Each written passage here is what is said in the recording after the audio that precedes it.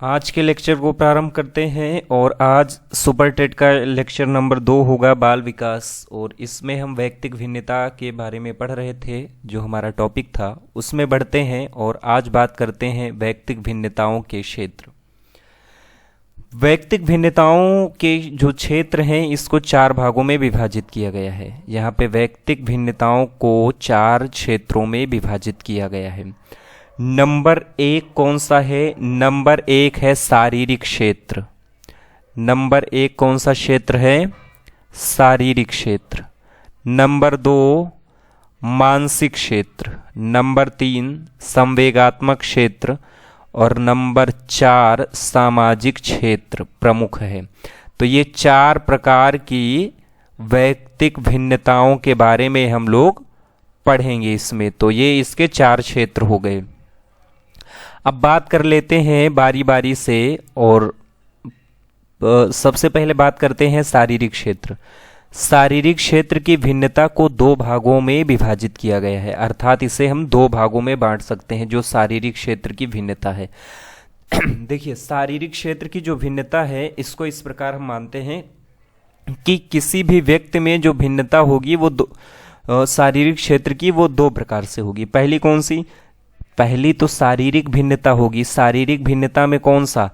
देखो, इसमें आ जाएगा आकार, वृद्धि किस प्रकार से हो रही है, आईक्यू कितना है, तो वो शारीरिक भिन्नता आ जाएगी। ठीक। और दूसरी कौन सी आ जाएगी? गत्यात्मक योग्यता भिन्नता। ये कौन सी आ जाएगी? गत्यात्मक योग्यता भिन्नता। तो ये हो गया दूसरा और ये हो गया पहला। 2 क्षेत्र इसके हो गए। आगे देखिए,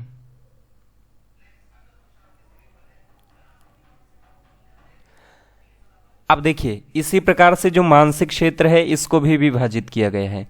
मानसिक क्षेत्र को 4 भागों में बांटा गया है। इसमें नंबर 1 कौन सा आ गया? बुद्धि भिन्नता। नंबर 2 कौन सा आ गया? उपलब्धि भिन्नता। नंबर 3 अभिक्षमता भिन्नता। नंबर 4 विशिष्ट योग्यता भिन्नता। तो ये वैयक्तिक भिन्नताओं के मानसिक क्षेत्र हैं और मानसिक क्षेत्र को भी 4 भागों में विभाजित किया गया है। बुद्धि भिन्नता, उपलब्धि भिन्नता, मानसिक अभिक्षमता भिन्नता, विशिष्ट योग्यता भिन्नता। इसी प्रकार से संवेगात्मक क्षेत्र आ जाता है। संवेगात्मक क्षेत्र को 3 भागों में विभाजित किया गया है। संवेगात्मक भिन्नता, रुचियों में भिन्नता, अभिवृत्तियों में भिन्नता, और फिर लास्ट में जो आता है सामाजिक भिन्नता। और सामाजिक भिन्नता के टोटल यहाँ पे हैं 4 घटक। देखते हैं कौन कौन से। आइए सामाजिक भिन्नता देखते हैं। सामाजिक भिन्नता के क्षेत्र। सामाजिक भिन्नता के प्रमुख 4 घटक बताए गए हैं। सामाजिक भिन्नता के कितने घटक हैं? 4 घटक। कितने घटक हैं? 4 घटक। इसके 4 घटक हैं। सामाजिक एवं सांस्कृतिक भिन्नता, अर्थात अगर व्यक्तियों में समाज में भिन्नता है तो उनकी संस्कृत अर्थात उनका पहनावा, रहन सहन ये अलग होगा। जैसे आप देखते हैं हिंदू का जो रहन सहन अलग, मुस्लिम का अलग, तो ये उनकी सांस्कृतिक भिन्नता को प्रदर्शित कर रहा है और दोनों तो एक ही समाज में रहते हैं। इसी प्रकार से आदर्शों, मूल्यों एवं नैतिकता में भिन्नता। उनके आदर्श अलग होते हैं, मूल्य अलग होते हैं और उनकी अलग अलग नैतिकता होती है। ठीक। तीसरा जातीय एवं राष्ट्रीय भिन्नता।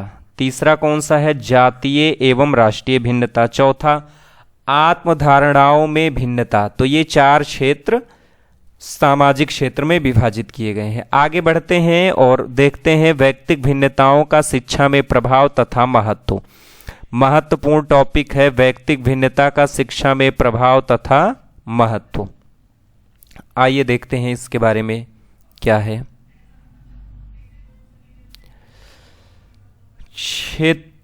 क्षेत्रों का वर्गीकरण करने में, अर्थात वैयक्तिक भिन्नताओं का जो महत्व है वो पहला क्या है?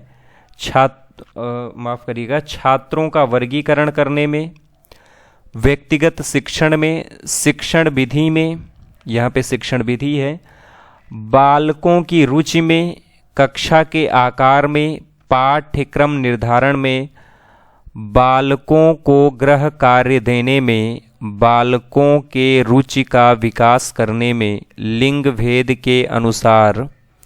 आगे बढ़ा देते हैं इस स्लाइड को। लिंग भेद के अनुसार शिक्षा के स्वरूप निर्धारण में उपयोगी है।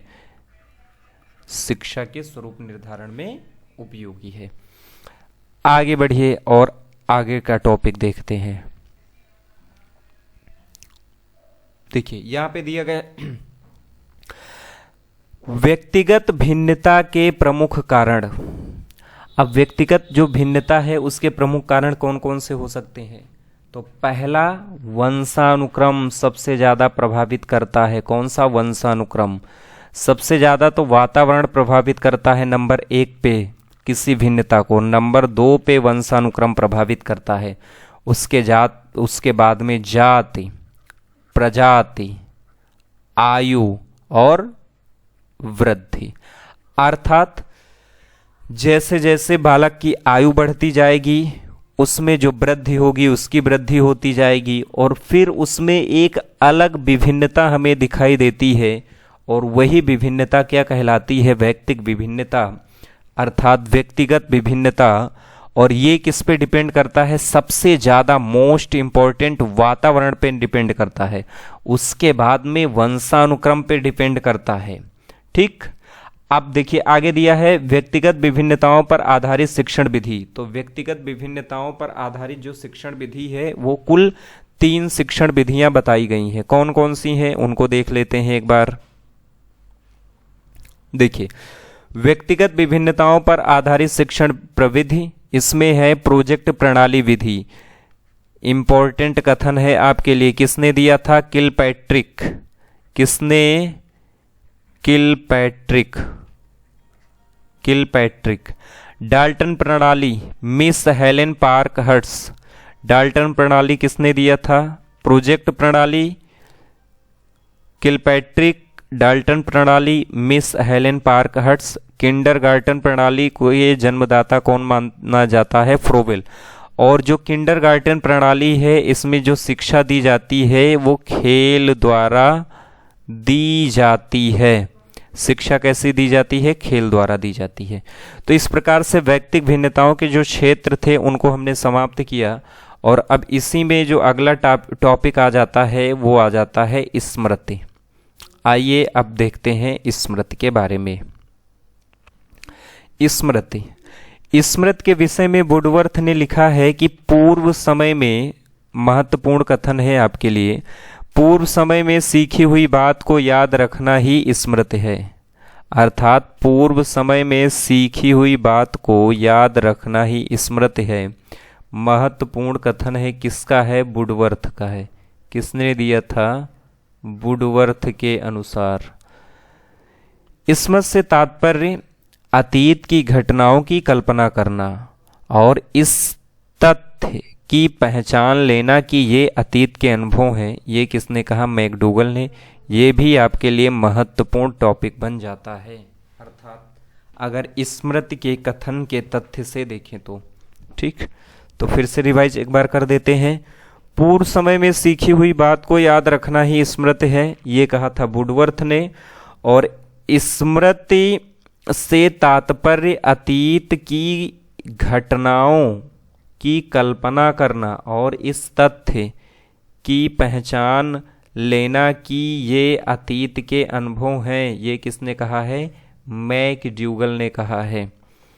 आगे देखिए संवेदी स्मृति, यहां दिया गया है संवेदी स्मृति 4 सेकंड की होती है। पॉइंट याद रखना और ये याद रखना कौन सी स्मृति है। संवेदी स्मृति 4 सेकंड की होती है, जबकि अल्पकालीन स्मृति 20 सेकंड से अधिक की होती है। जो अल्पकालीन स्मृति होती है वो कितनी होती है? 20 सेकंड से अधिक की होती है। स्मृति पर सर्वप्रथम प्रयोग एबिंगहॉस ने किया था। ये भी ध्यान रखना कि स्मृति पर प्रयोग सबसे पहले किसने किया था? एबिंगहॉस ने किया था। स्मृति की सर्वश्रेष्ठ प्रणाली पहचानना है। सबसे अच्छी स्मृति की प्रणाली कौन सी है? तो स्मृति की सबसे अच्छी प्रणाली है पहचानना। अर्थात स्मृति कहाँ से प्रारंभ होगी? पहचान से प्रारंभ होगी। जैसे आप किसी को देखते हो फिर याद आता अच्छा ये, तो वो क्या है? वो एक तरीके से पहचानना है। तो स्मृति कहाँ से शुरू होगी? स्मृति शुरू होगी पहचान से शुरू होगी। ठीक। स्मृति के 4 अंग या चरण हैं। स्मृति के 4 अंग, नंबर 1 सीखना, धारण करना, पुनर्स्मरण करना है, यहाँ पे थोड़ा सा कट गया है, यहाँ पे ये है पुनर्स्मरण करना, पहचान करना। ठीक, स्मृति के कितने अंग हैं? 4 अंग हैं। नंबर 1 सीखना, नंबर 2 धारण करना, पुनः स्मरण करना, पहचान करना। यहाँ पे पुनः या पुनर्स्मरण या पुनः स्मरण करना, पहचान करना। अच्छी स्मृति की विशेषता शीघ्र अधिगम है। अच्छी स्मृति की विशेषता क्या है? कि शीघ्र ही अधिगम, तुरंत याद आता है, वो अच्छी स्मृति की विशेषता है। यहाँ पे दिया गया है, रिपीट कर देते हैं। अच्छी स्मृति की विशेषता शीघ्र अधिगम है। वास्तविक स्मृति में याद किया जाता है क्रमबद्ध रूप से। ध्यान देना, वास्तविक स्मृति में कैसे याद किया जाता है? क्रमबद्ध रूप से। जबकि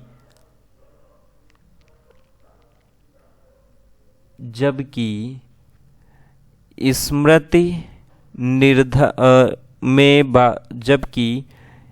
स्मृति में बाधा उत्पन्न करती है कौन सी? भय, चिंता, परेशानी। ये क्या उत्पन्न करती है? स्मृति में बाधा। आगे स्मृति की कुछ विधियां दी गई हैं, उनको हम देख लेते हैं।